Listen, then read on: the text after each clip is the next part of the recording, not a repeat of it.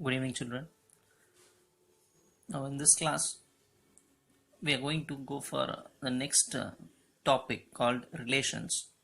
Before, we have discussed about set and its types, and we did problems based on sets. Now, we will go for the next concept called relations. Now, this is the definition of relations. Let capital A and capital B be any two non-empty sets. You know very well what is the meaning of non-empty sets, which means the set will have some element. A relation capital R from A to B is defined as a subset of the Cartesian product of capital A and capital B. Again I repeat, A and B are nothing but two non-empty sets, which means it will have some elements. Relation capital R from A to B is defined as, that is, relation is nothing but subset of the Cartesian product. So this is nothing but the relation. What is A cross B? You know very well. A cross B means Cartesian product of A and B. This relation is nothing but subset of this set. So this is the definition of relation. Relation is nothing but subset of A cross B. The domain of the relation is the set of all first coordinates of the ordered pairs. You know very well A cross B means it will have elements which is nothing but ordered pairs, right? A comma B, like that. What is the meaning of A cross B? If suppose A is 1, 2 and B is 3, 4, what is A cross B? Or we will see one example, that is A cross B is nothing but it will look like this: set of all ordered pairs A comma B, where this A, small a belongs to capital A and the small b belongs to capital B. That is how it looks like, right? So this is nothing but ordered pair. So the domain of the relation is nothing but set of all first coordinates of the ordered pairs, that is A. Suppose if it is 1, 2, 2, 3, 3, 1, 2, 3 will come in the domain. Range of the relation R is nothing but set of all second coordinates of the ordered pairs.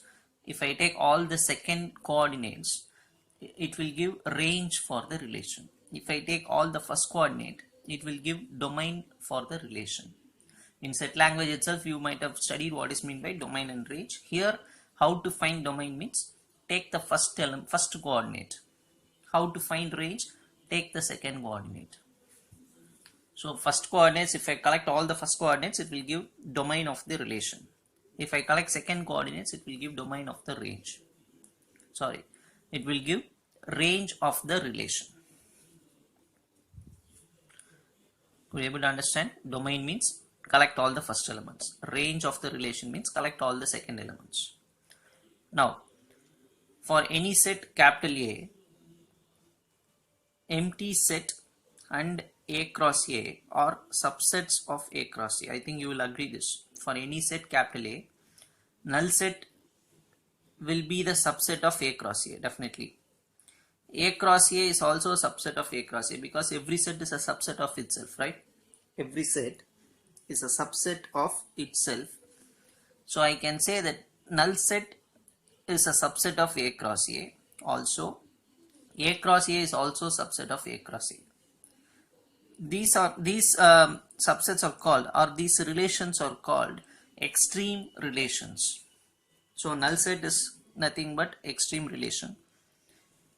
A cross A is also called as extreme relations because it is maximum. This is maximum side, this is minimum side. Minimum at the extreme level, maximum at the extreme level. A cross A is nothing but what? Universal relation. Even we can call this as universal relation.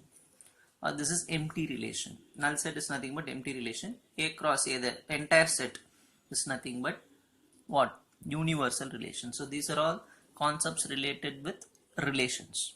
Now we will see what are the types present in relations. So the types of relations is the heading. Let S be any non-empty set. S is nothing but a set containing some elements. Let capital R be the relation on S. What is S? S is a non-empty set. What is capital R? It is a relation on this set S. Then that relation R is said to be reflexive. Understand these points carefully. R is said to be reflexive if A is related to A for all A belongs to S. This is belongs to A belongs to S. What is S? S is nothing but non-empty set. What is R? R is a relation defined on S. We will say R is reflexive if A is related to A for all element in S. If suppose S is having 3 elements, all the 3 will be related to itself. For example, 2, 3, 4. 2 should be related with 2. 3 should be related with 3. 4 should be related with 4. That is, every element should be related with itself. Then it is called reflexive. We will see detail. We will see the meaning in detail while doing problems. R is reflexive.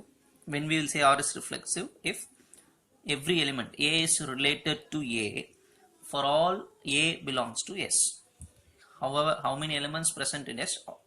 Suppose if 5 elements are present in S, all the 5 should be related with itself. Okay. When R is symmetric, if A is related to B, implies B is related to A. We will say R is symmetric. When we will say R is symmetric, suppose if an element is related to some other element, the reverse process should also be applicable. That is, if A is related to B, then we should say that B is related to A. If we can say this, then we will say R is symmetric. If an element is related to some other, we should be able to show that this is related with that. If this is related with this, then this should be related with this one. If it is so, then we will say R is symmetric. Try to understand the concept. Then we will go for R is transitive.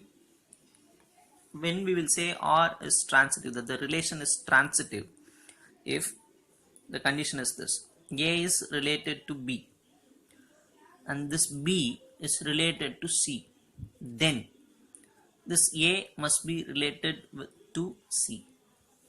Again I repeat, A related to B, B related to C. If these two are there, then we should be able to prove that A is related to the C. If it is the case, we will say the relation is transitive. Try to understand. A is related to B, B is related to C, then A should be related to C. For example, let A be father and B is children, his son. Definitely A is related to B, father is related to his son, and this B is related to C, that is son, maybe the C may be daughter. This definitely B is related to C. Also we can say father is related with daughter. So it should be the case. If it is like that, then we will say R is transitive. Again I repeat, take A as father, B as son and C as daughter. Father is related to son, and then if son is related to daughter, definitely father is related with daughter. So that is called transitive. If that is the case, we will say it is transitive. So the above 3 relations, that is reflexive, symmetric, transitive, are called basic relations. These 3 are called what? Basic relations. Now we will see this note. Let S be any set. A relation is said to be an equivalence relation. A relation on capital S. I think a relation on capital S is said to be an equivalence relation if it is reflexive, symmetric and transitive. What you understood from this? We have a relation R, and if we can able to prove R is reflexive, R is symmetric and R is transitive, R satisfies all the 3, then that relation is called as equivalence relation. Right? That relation is called as equivalence relation. Now we will continue the next thing in next video, right?